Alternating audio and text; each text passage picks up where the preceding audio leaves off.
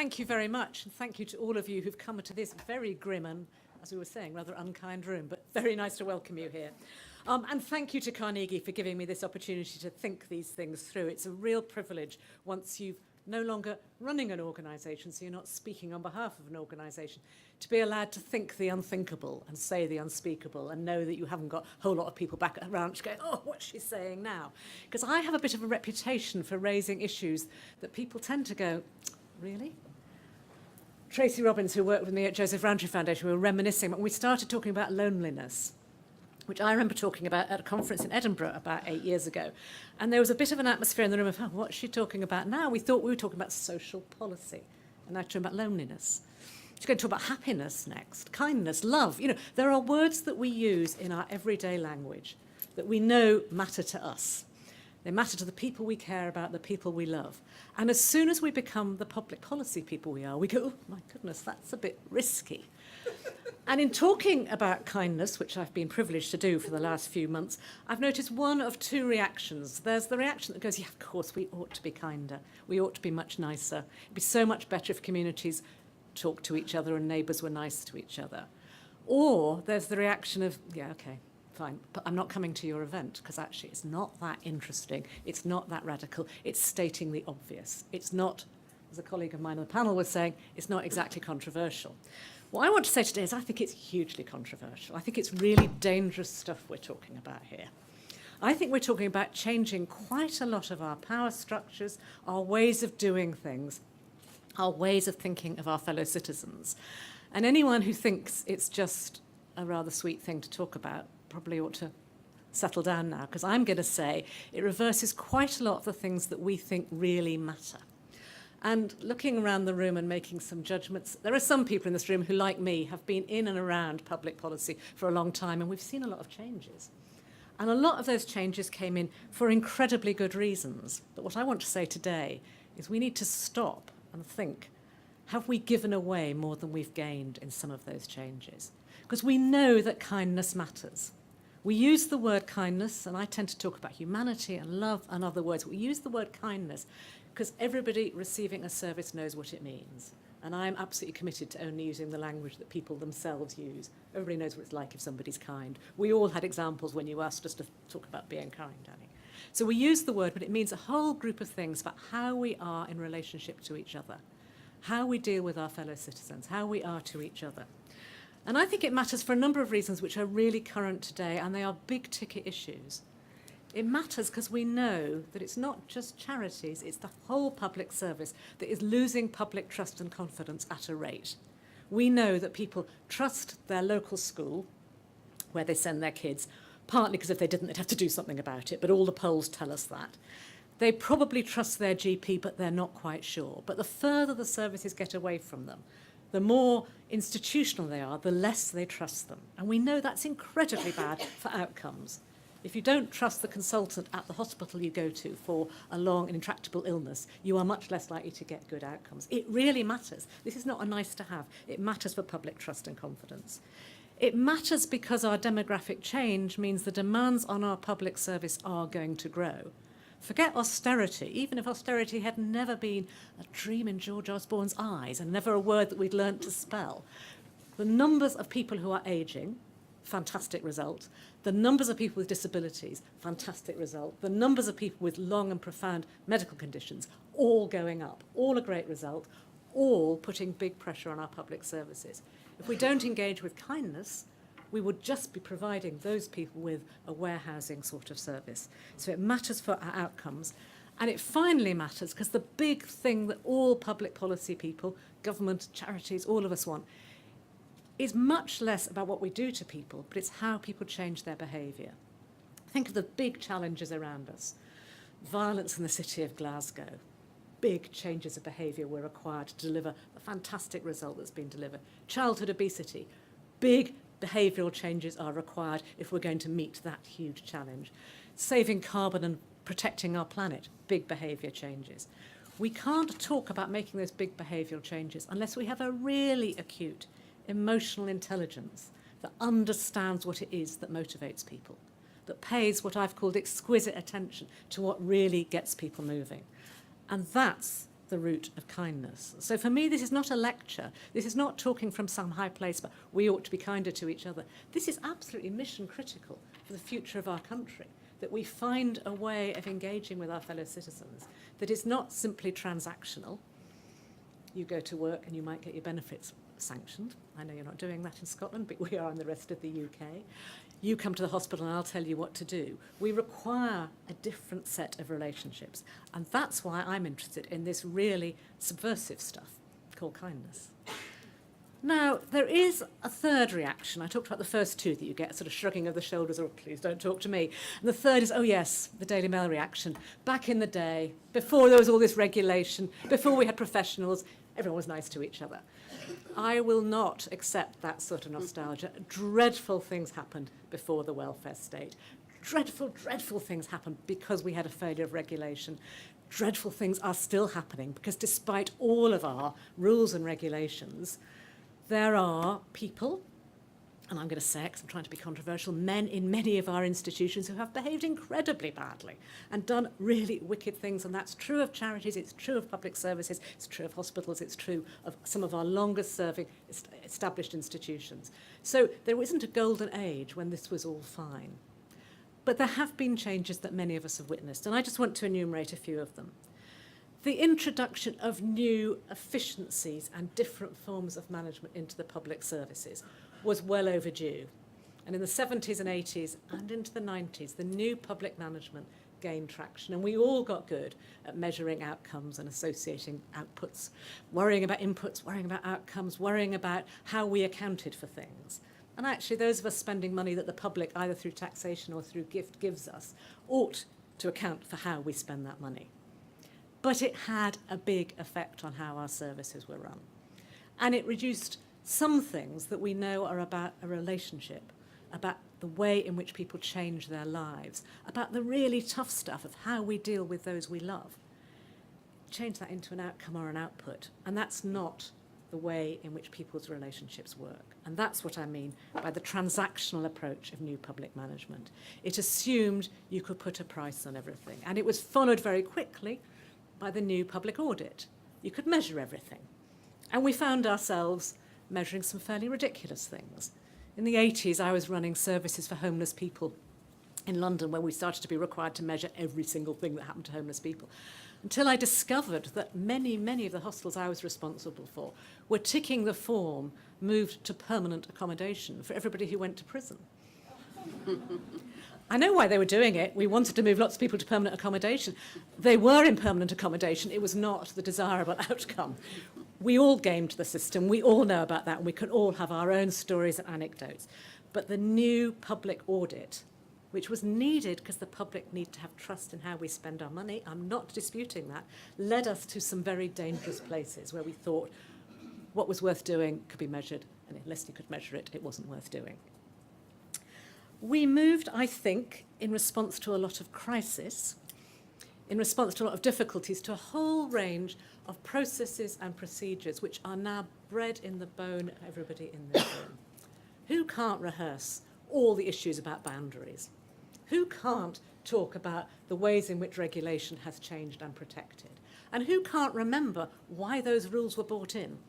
Every one of them brought in for a good reason. Bad stuff happens, we create rules to stop it happening. So a whole lot of processes and systems have grown on top of each other in a climate in which our emotional intelligence collectively as a society is pretty feeble, really. We're not just scared of using the words love, friendship, loneliness, kindness. We don't even take it into account when we look at some of our biggest social problems. A piece of work that was done a few years ago in Glasgow, which I have heard so much about and I've heard discussed in terms of addressing violence among young people, and specifically among young men in this city, has been transformative precisely because it was rooted in a form of emotional intelligence. I don't live in this city. My accent tells you I don't come from this country, but I have heard that described in ways that give an absolute beacon to the rest of the UK in thinking deeply and profoundly about what motivates people. Why do they do things? It's a sight more intelligent than the English ASBOs, which are offered to the parents of children who are behaving badly, without any understanding of what life is like in terms of the relationships within a household. When we talk about emotional intelligence, it's very quick. When we talk about emotional intelligence and about kindness, we very quickly go to the front line of public services. And I want to go far away from the front line. I think the vast majority of care assistants, people working in hospitals, people working in social care, are absolutely motivated by kindness. Lord knows they could earn a better crust doing something else. I'm talking about the kindness of architects and urban planners. What about those housing estates which look as if they've been designed to make sure that you won't ever catch your neighbour's eye when you come out of the door? We've all been to those. What about the road traffic systems that make it incredibly difficult for people to get from one side of a neighbourhood to another? What about the people who collect our rents, if you're in social housing, the people who collect council tax? I've forgotten the Scottish word for council tax, forgive me. Collect the local tax, local taxation. It's the same. It's called that as well, thank you. I just didn't want to move into English when I shouldn't have. Thank you. What about the people who are designing the systems? What about the people who are planning for the future of our services? I'm addressing my discussion about kindness to those people, which is why we talk about the power of kindness. It's not just the practice of it. It's the policymakers, the designers, the people who have allocative responsibility, the people who have coercive control, are all people who are motivated to go into public service not because they are bad people, but for whom the regulations, the rules, the processes, the culture of organisations can make that ability to show kindness, to show warmth, to show humanity really strangled. There are huge risks with this conversation. There are huge risks that allowing the sort of autonomy and discretion that I'm talking about creates extremely unfair services. We all know that once you respond to a human being in a human way, the outcomes might be better. But you're more likely to do that with somebody who you have something in common with. We all know that in our own lives. That is the root of discrimination. And the reason I say talking about kindness is dangerous is because you're also talking about discretion, autonomy, and you risk that sort of discrimination. We all know that the regulations about boundaries, about how you behave with clients, about how you respond, have been set up for good reasons to stop bad stuff happening. We don't want to unravel that, but we want to free people to have the sort of human relationships that most of us would like to have when we go and see our GP.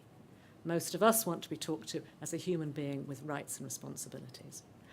That's why this takes us into the really tricky territory of emotional intelligence and how it relates to how we design services, how it relates to how we predict difficulties. Now, I'm going to come up with a few examples, and these are coming from all over the UK, so bear with me.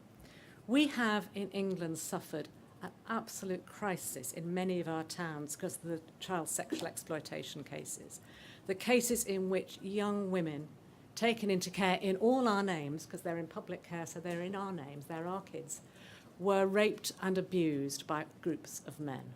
This has riven the local authorities of Rotherham, Rochdale, Bradford, all sorts of difficult, poor towns, absolutely upended them and transformed what they do, and made it extraordinarily difficult to manage, because it hasn't just been about childcare, it's also about who was licensing the taxi companies.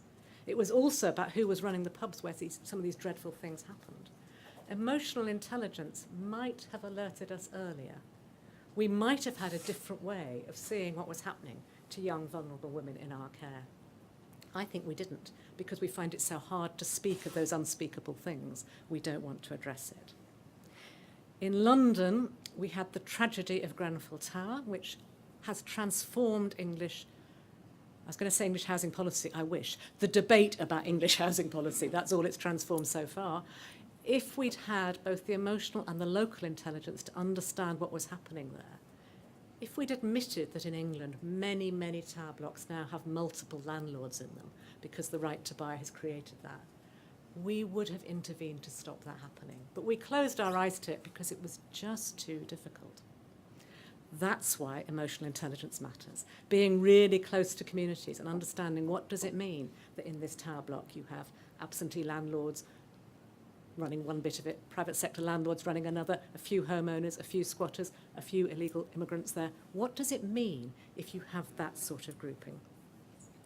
And the third big issue where I can see this issue of emotional intelligence coming up is about violence, which is why I talked about Glasgow. We know that we are facing real crises of violence in many places. And yet the prescriptions given are about policing, and many of the police are doing extraordinary good things. We are overcrowding our prisons, and we know we are creating more violent people through that because we find it too difficult to think about what might be. Crisis in masculinity might be one of the issues we're looking at. Gross inequality in some of our areas, looking closely at what really drives this. And in closing, why does this matter? Emotional intelligence, kindness, however we describe it, it matters massively because of those big issues which we need to address. But it matters so much more now because we are moving into a world which is going to be transformed by artificial intelligence and technological advance. Think back to the days before you had a computer in your pocket, because I guarantee most people in this room have got a working computer in your pocket. I guarantee that people are following us on Twitter, and there's probably some abuse coming my way already. I guarantee that our world has changed because already what we have experienced with social media. We know already the algorithm is driving what gets sold to us, what gets marketed to us. We know it is coming into public policy, again, like regulation, like an argument about boundaries, like an argument about outcomes, for good reasons. Why would you not put your money and your services where the algorithm tells you it will work best? But that doesn't take us to incredibly kind and responsive and human-shaped processes. That can take us, unless we take control of it, to a very scary world of artificial intelligence, which is already being used to predict some things, predicting service levels. We have huge technical capability of a sort that could liberate us in the way that maybe our smartphones have. But it can also take us to a place where people are getting some very cold, very distant, and not very trusted services.